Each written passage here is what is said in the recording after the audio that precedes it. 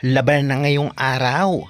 6 na teams magharap-harap para sa inaasam-asam na pagkapanalo. Capital One versus Farm Fresh, Chocomucho versus NX-LED at PLDT versus Signal ay bibigyan natin isa-isa ng preview. Anong team kaya ang posibleng manalo at syempre mga latest updates sa kanila. Alyssa Valdez mamamaalam na sa Creamline. Bakit kaya ating pag-usapan? Import na papaalisin dahil nga walang contribute sa team, kawawa naman. Netizens o Pinoy fans, grabe ang pagtanggol sa kanya at awa. Ibigay din natin ang schedule ng laban ng Pilipinas versus Thailand sa U18 sa Asian Games 2025. U18 Atlas Pilipinas pasok na sa quarterfinals pagkatapos matalo ng Thailand ang South Korea. Spikers Torp kompleto na at 2 foreign teams saan galing, ating pag-uusapan yan at kailan ang laro nila. At syempre iba pang latest update sa volleyball dito sa Pilipinas. Kaya before that guys, nakikiusap po ako, please pa-subscribe sa new channel ko, Philippines Volleyball TV. Road to 1,000 subscribers at mag-a-update ako agad-agad at palagi. Kaya syempre guys, pa-subscribe naman, thank you. At ito nga schedule ng laro ngayong araw, October 21, 1:30 PM Farmfresh versus Solar Spikers, 4 PM Chocomucho versus NX-LED at 6:30 PM Signal versus PLDT. Smart Arena Coliseum ang venue. At unang bigyan natin ng preview ang magiging laban na una, Capital One versus Farm Fresh. Masusubukan nga ang lakas ng Farm Fresh ng Capital One sa ngayon dahil kitang-kita na talagang tumindi ang lakas ng Farm Fresh nang talagang makapaglaro na din ito si Meneses at muli na sa team. Samahan pa ni Tubo, Dakis, De La Cruz at ang setter nilang si Hardy na napakatangkad, opensa at depensa ay maaasahan din. Kung baga, pagdating sa blockings at opensa, grabe ang Farm Fresh. Samantalang hindi naman magpapahuli dyan ang Capital One. Nananalo rin ng nakaraan. Well, masasabi nga natin andyan si Belen at ang import nito. Na masasabi nga natin panglaban sa pangmalakasan Farm Fresh team. Well, masasabi nga natin overall kung bibigyan tayo ng prediksyon, mas lamang for me ang Farm Fresh. Ngunit syempre bilog pa rin ang bola at nasa kamay nila ang kapalaran kung talagang maipapanalo nila ang laro.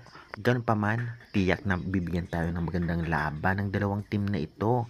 Lalong-lalo pa ang iba sa kanila ay galing sa Alas Pilipinas. Kaya good luck na lamang to both teams. Samantalang second game naman ang paghaharap din ng NX-LED at Chocomucho.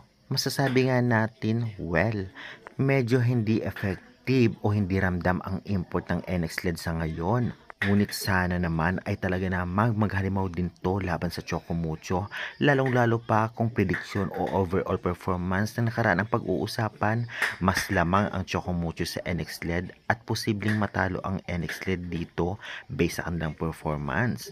Ang Chocomucho kung ating mapapansin ay talagang hindi pa masyadong nagpapakita o naghahalimaw ang kanilang import, ngunit nakapagbibigay na rin ng malaking puntos sa kanyang kupunan.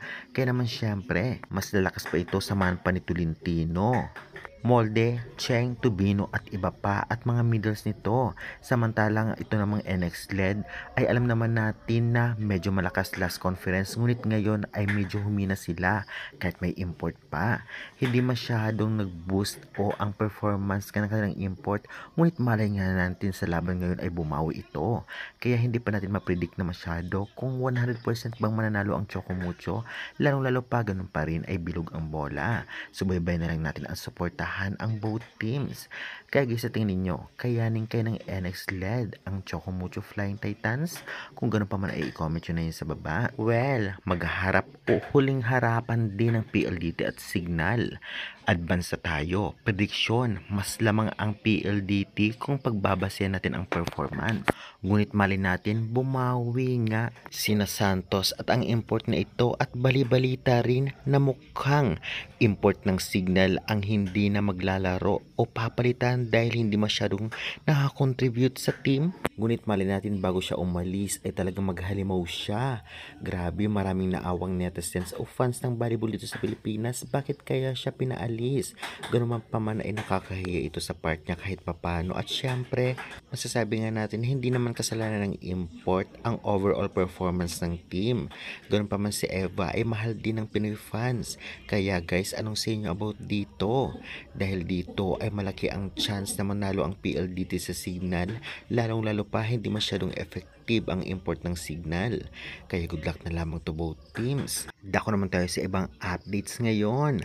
U18 Alas Pilipinas pasok na sa quarterfinals sa 3rd Asian Youth Games 2025 kung saan natalo nila ang South Korea ng nakaraang araw at tinalo naman ng Thailand in 4 set ang South Korea, kaya eliminated na ang South Korea at syempre pasok sa quarterfinals ang U18 Alas at ang Thailand.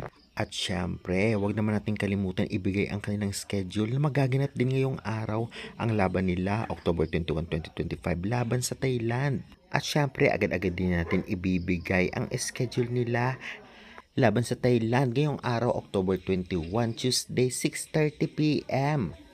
Thailand versus Philippines o Alas Pilipinas. Syempre, mapapanood ninyo ito sa YouTube at syempre, ang venue ay sa Bahrain. Well, Alyssa Valdez, papalapit na ang retirement. Well, kung ating mapapansin sa interview sa kanya ni Boy Abunda ay talagang sinabi na mukhang malapit na siya mag-retired.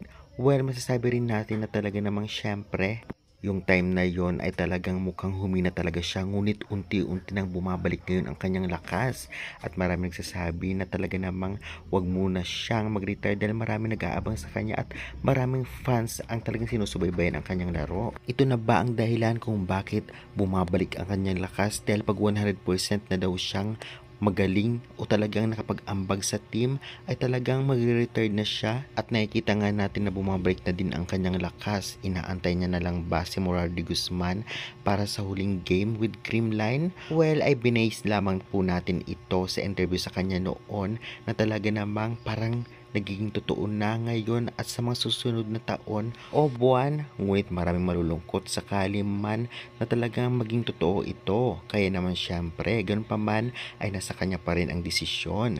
Kaya good luck na lamang Penom Alyssa Valdez. Well, pag-usapan naman natin ang paparating na Spikers Turf 2025 kung saan 8 teams ang maghaharap-harap sa prelims at ito nga ay isa na dito ang UST, FEU, VNS, PGJC Navy, Alpha Insurance, Savog, Criss Cross at Signal. At after that ay talagang makakarap nila ang inimbitahan nilang 2 teams galing sa Japan at galing Australia. Abangan na lang po natin ang mga guest teams. Kaya supportan din natin at abangan ang Spikers Turf 2025 Invitational. Kung naglalaro na nga ang U18 Alas Pilipinas sa Bahrain, meron pang susunod na U16 Women's Volleyball na gaganapin din sa Lebanon at naka-withdraw na ng pool. Nasa group 2 nga ang Japan, Iran, Saudi Arabia, kasama na ang U16 Alas Pilipinas. Kaya good luck na lamang. Kaya guys, hanggang dyan mo po muna ang ating updates for today's video sa volleyball. Kaya pa-subscribe sa new channel ko, maraming ambag na yan. Thank you very much and love you all.